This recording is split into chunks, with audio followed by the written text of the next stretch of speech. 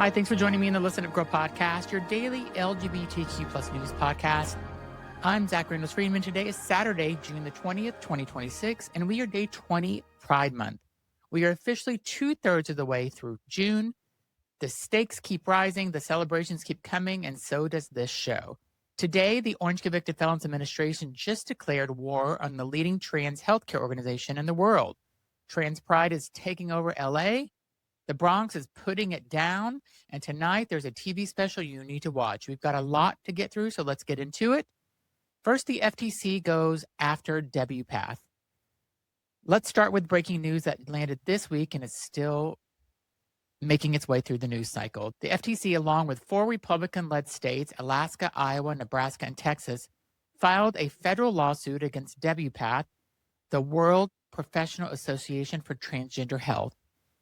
That's the leading global organization that sets clinical guidelines for gender-affirming care. The lawsuit in a federal court in Texas accuses WPATH of making false and unsubstantiated claims that misled parents about the safety and medical necessity of care for trans youth. The administration is calling it consumer fraud. WPATH calls it a political motivated attack. Here's what the community and medical advocates are saying. WPATH's guidelines are built on decades of peer-reviewed research they've used by major hospitals, insurance companies, and healthcare providers around the world. And the lawsuit's language, including phrases about breast amputation and penis removal, isn't clinical. It's designed to inflame. LGBTQ plus Nation notes that approximately 40% of trans and non-binary youth seriously considered suicide in the past year. The Care WPATH guides exist to keep kids alive. Undermining that guidance, advocates say, isn't protecting kids, it's endangering them. This one's going to court, and it will be a battle. So I will bring you more updates as we get more details in the future. Next, Trans Pride LA comes home to Hollywood. So let's pivot from political to powerful, because today Los Angeles is celebrating Trans Pride LA is back at Anita Mae Rosenstein campus in Hollywood and is the longest running Pride celebration in the country, dedicated entirely to transgender, non-binary, and the intersex community. The event is free, all ages, and it runs all afternoon. Hosted by entrepreneur and drag artist La Colby, you can expect wellness workshops, community resources, a marketplace, food, family programming, and arts performances. ASL interpreters are on site throughout the day. The Los Angeles LGBT Center, which organizes the event through its Trans Lounge and Trans Wellness Center programs, is also debuting Trans Galleria, a curated art exhibition featuring trans artists exploring what visibility, erasure, activism, and strength mean to them right now in this moment. In a week, when the federal government just sued the world's leading trans medical organization, Trans Pride LA isn't a party, it's a declaration. Next, the Bronx Pride is happening right now. Meanwhile, on the other side of the country, the Bronx is showing up today too. The Bronx Pride Festival is happening right now on Westchester Avenue in the South Bronx. Organized by Destination Tomorrow, the Bronx dedicated LGBTQ plus center, which has been serving this community since 2009. The festival runs from noon to 6 with live music, food, and community programming, and it kicks off with a Pride March led by Bronx Borough President Office, because the Bronx isn't a footnote in Pride history, it's a chapter. With an estimated 59,000 LGBTQ plus residents in the Bronx alone, this borough has been showing up for itself since the 1970s, when members of the Bronx lesbian and gay independent Democrats marched in their own parades long before Pride was mainstream. This is a grassroots Pride at its purest. No corporate floats, no big budgets. It's just community. Love that. Next, NYC Pride Grand Marshals announced, and one is the voice of the subway, and she is my friend.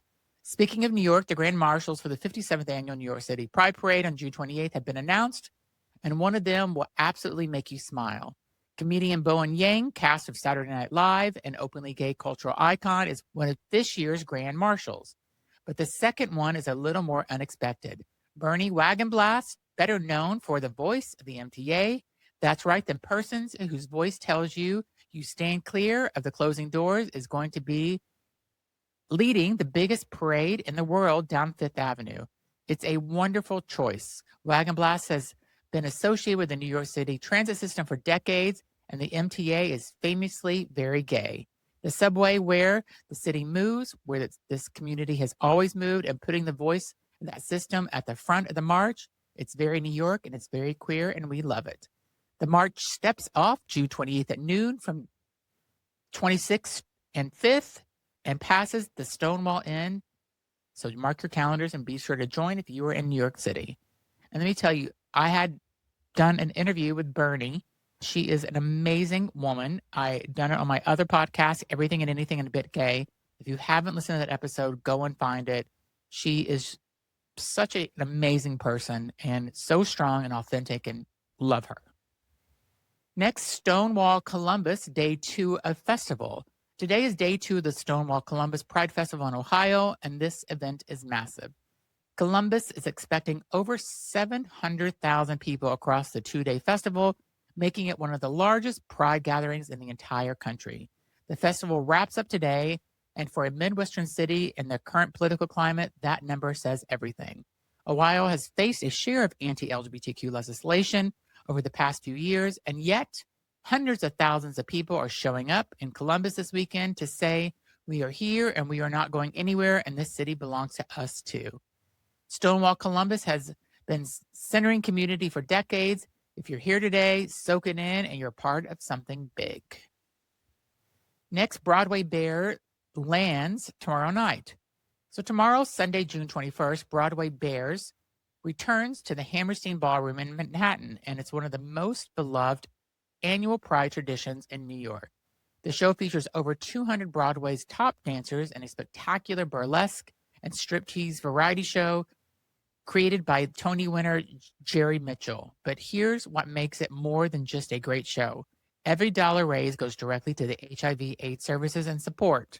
Broadway Bares started in 1992 when Jerry Mitchell and a handful of dancers stripped down on a bar to raise money because the AIDS crisis was killing their community, and no one was coming to help. More than 3 decades later, it has raised over $35 million. The origin story matters. Broadway Bares is joy wrapped around the grief, wrapped around defiance. It's one of the purest expressions of what pride actually is. Survival turned into art, community turned into action.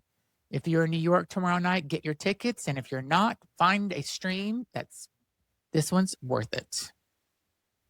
Next, WABC-TV airs Pride Special tonight, and it's about New York's queer history. Tonight at 7 p.m. in New York, WABC-TV airs its annual Pride Special, Pride 2026 for all of us. And this year's lineup is genuinely worth your time. The special is hosted by Sam Champion, Lauren Glassberg, and Kimberly Richardson. It features a profile on Tea Lounge, which is the only New York City bar owned and operated by trans women. In 2026, the only one. The special also spotlights the New York's Ramblers, the world's first openly gay soccer club, and it takes you inside the lesbian Her Story Archives, which houses the world's largest collection of materials by and about lesbians and their communities, plus a segment on queer walking tour of LGBTQ historic sites in the West Village. This is the kind of TV that doesn't happen enough.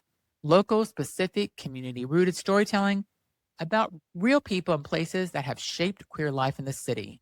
Watch tonight or stream it on the WABC-7 app. Our next story is NYC Pride Brunch today at Macy's Herald Square. If you're in the city today and want to do something fabulous this afternoon, New York City's Pride's Giving Brunch fundraiser is happening right now at Cella 34 on the 6th floor of the flagship Macy's Herald store. It's a fundraising drag brunch with performances by some of New York City's top drag artists, a silent auction, raffle tickets, and VIP experience in partnership with Swiss Air that includes meet and greet with the host. 100% of proceeds go directly to NYC Pride's work, creating safe spaces for the LGBTQIA+ community. So you're not just brunching, you're giving back. It's giving brunch indeed. So this is your Saturday Pride event. This is your Saturday Pride update for June 20th. 20 days of Pride Month have already passed, and this community continues to show up every possible way on the streets of the Bronx and Hollywood, in courtrooms, on stages, and TV screens. Wherever you are today, at a festival, at home, or somewhere in between, you are part of something. Stay informed, stay connected, and stay proud. If today's episode was useful to you, please take a second to follow Listen Up Girl wherever you get your podcast. Leave a rating and review and share the episode with someone who needs it. We're on social, so come find us and say hi at The Real Zach RE on Instagram. See you tomorrow for day 21. Keep going and stay informed. Have a great day.